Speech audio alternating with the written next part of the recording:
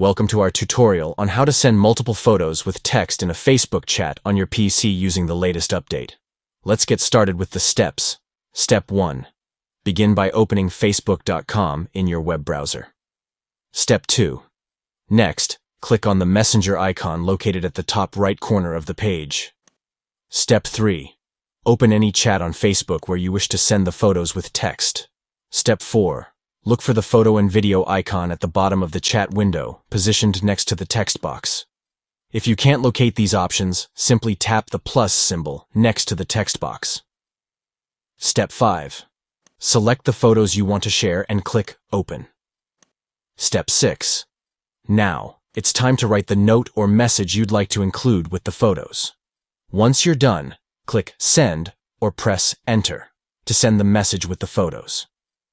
By following these simple steps, you can easily share multiple photos with text in your Facebook chats on your PC.